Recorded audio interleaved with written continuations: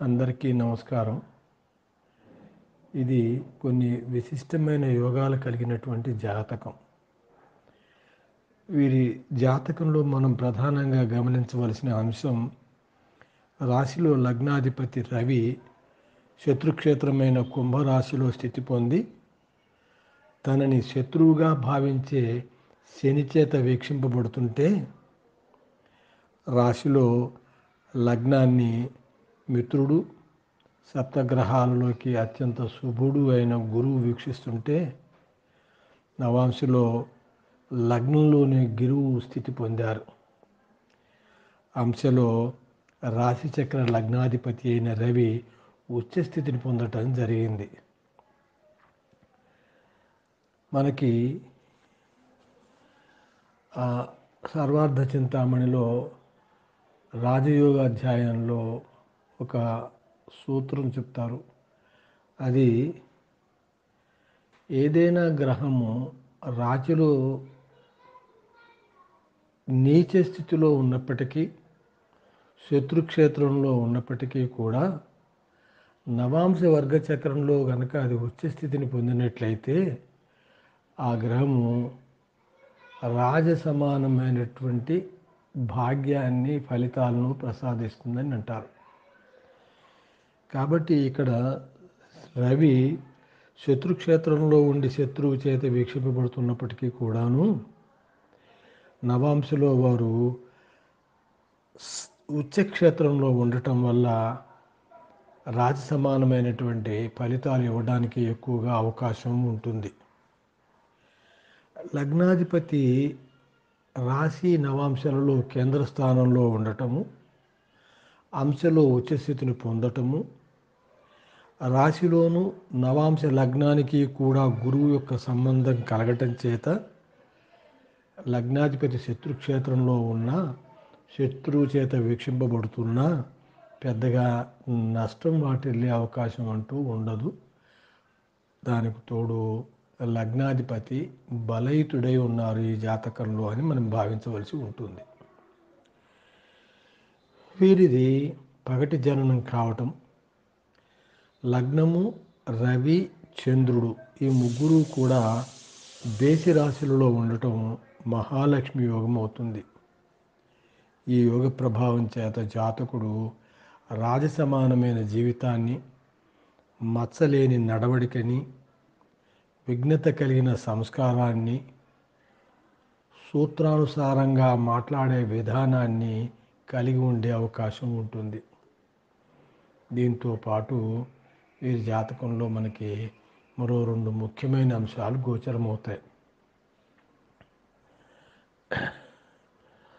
వాటిలో ఒకటి, బుద్ధిస్థానాధిప అంశరాశీసే శుభవీక్షితే బుద్ధిస్థానాధిపే సౌమ్యే తీవ్ర బుద్ధి వినిర్దిశేత్ అని శాస్త్రం చెబుతుంది.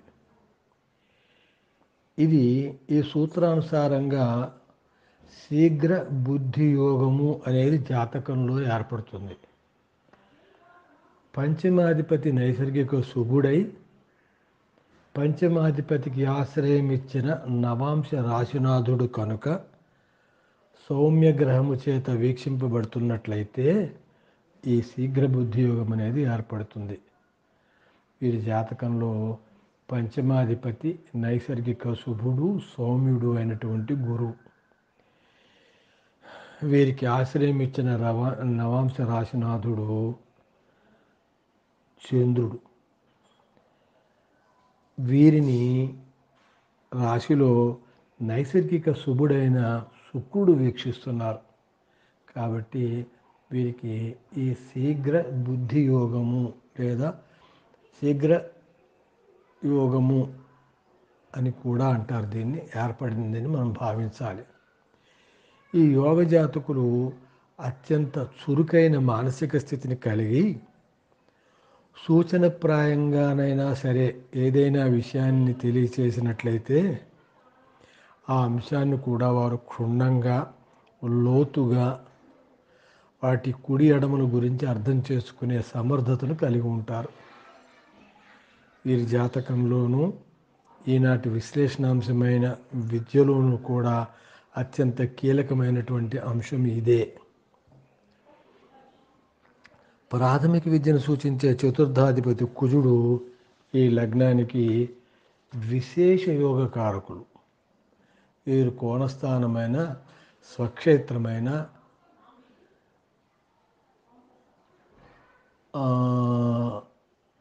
నవాంశ స్వక్షేత్రమైన స్వక్షేత్రంలో ఉండటం జరిగింది. విద్యను తెలియచేసేటువంటి చతుర్వింశాంశ వర్గ చక్రంలో వీరు ఉచ్చస్థితిని కూడా పొందారు. ఇది చాలా విశేషమైనటువంటి అంశం. విద్యకు సంబంధించిన ఫలిత విశ్లేషణలో పంచమ భావానికి అతి కీలకమైన పాత్ర ఉంటుంది.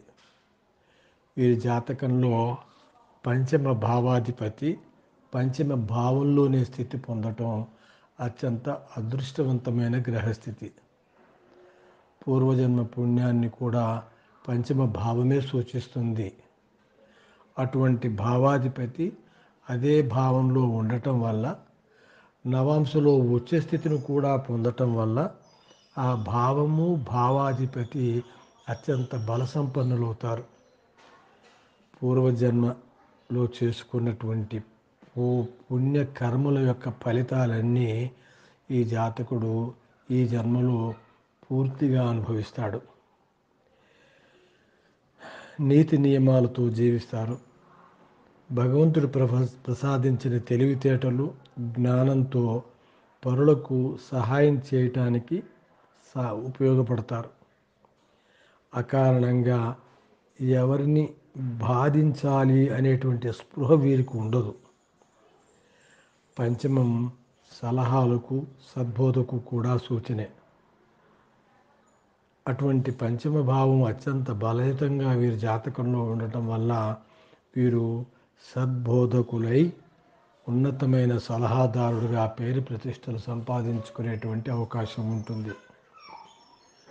చతుర్థాధిపతి యోగకారకుడు కావటము, పంచమాధిపతి పంచమ భావంలోనే ఉండటము, నవమ భావాధిపతి నవమ భావంలోనే ఉండటము, ఇది చాలా అత్యంత అరుదైన గ్రహస్థితి. ఇది వీరు మేధో సంపన్నులు, విద్యావంతులు, ధనవంతులు, అదృష్టవంతులు, బహుజన ఆదరణ కలిగిన వారు అనటానికి సూచన. ఆధ్యాత్మికం పైన అమితమైన ఆపేక్షను కలిగి ఉంటారు. విద్య నిమిత్తం వీరు దూర ప్రాంతాలు లేదా విదేశాలకు కూడా వెళ్ళేటువంటి అవకాశాలు ఉన్నాయి.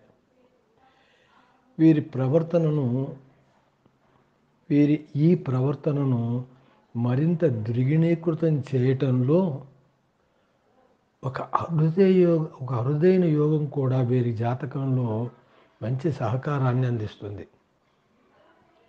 ఆ యోగం ఏమిటంటే మునీశ్వర యోగము.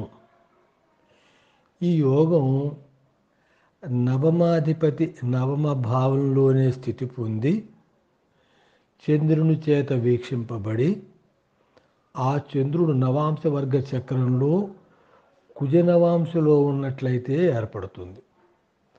వీరి జాతకంలో మనకి ఈ గ్రహస్థితే కదా కనిపించేది. దీని ఫలితంగా ఈ యోగ జాతకుడు క్లిష్టమైన శాస్త్ర విజ్ఞానాన్ని చక్కగా విడమరచి సులువుగా అర్థమయ్యే రీతిలో సరళమైన భాషలో చెప్పగల విశేష ప్రతిభను కలిగి ఉంటారు.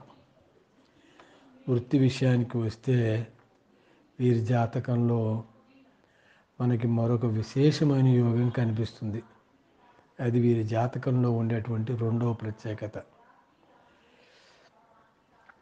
ఆ యోగం ఏమిటంటే దశమాధిపతి లేదా కర్మభావాధిపతి అయిన శుక్రుడు ధర్మము భాగ్యాన్ని సూచించే నవమ కోణ భావంలో నవమ భావాధిపతితో యోగకారకుడితో యుతి చెంది ఉండటం.